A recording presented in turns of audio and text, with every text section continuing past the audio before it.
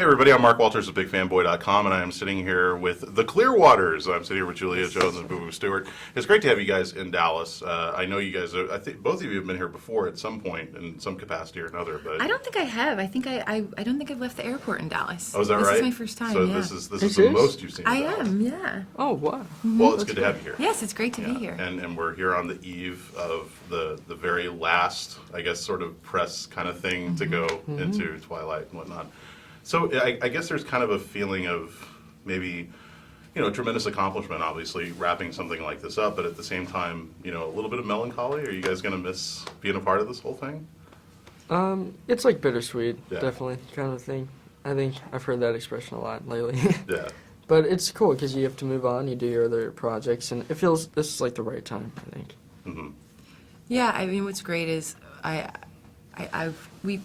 see the cast a lot. I've kept in touch with a lot of them, and some of them are really good friends of mine. So you do get to kind of hang on to aspects of it. You can pick and choose a little bit. I'll miss parts of filming.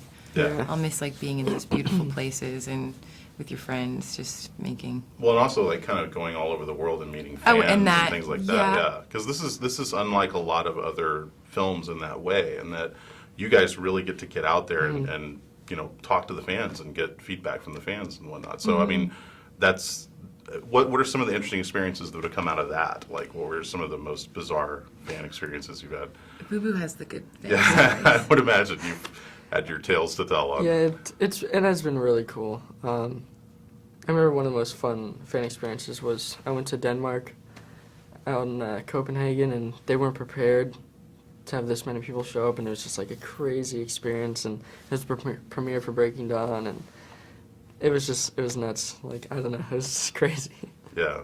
But I mean, does it kind of freak you out too? Like when the girls come up and they're crying, and Yes. how do you deal with that? What's your what's your resolve on that? There's no right way to deal with. I don't know. It's just smile and I try to wonder make them if feel you good. can Try be. and, I mean, I do think that's something that is particular to this franchise. Like, I know a lot of people who are very recognizable get recognized all the time, and they don't have people. It's not the same type of experience.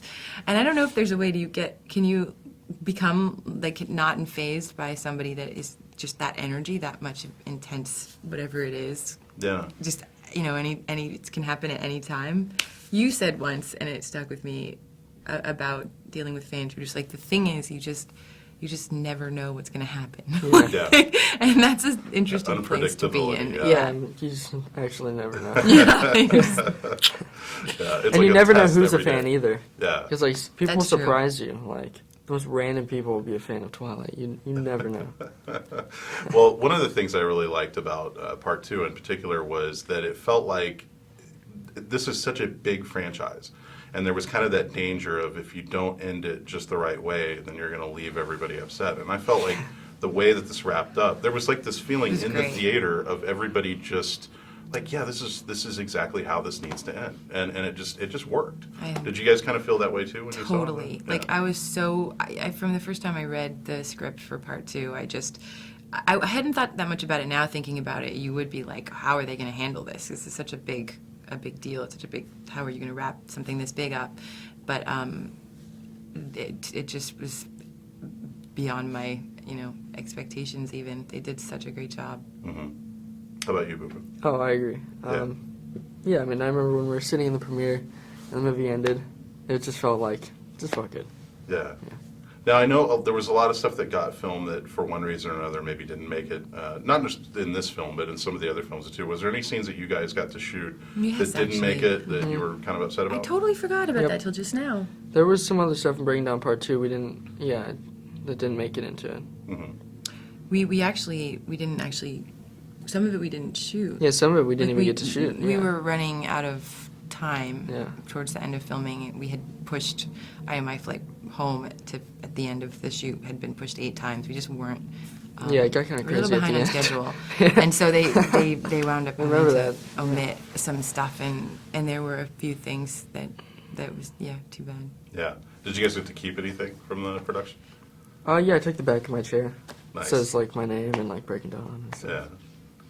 Without asking, just hey, I'm taking this. Yeah, just take it. Just this is mine. I'm taking this home. Too afraid to say no, or if they would say no. What What about you, Julie?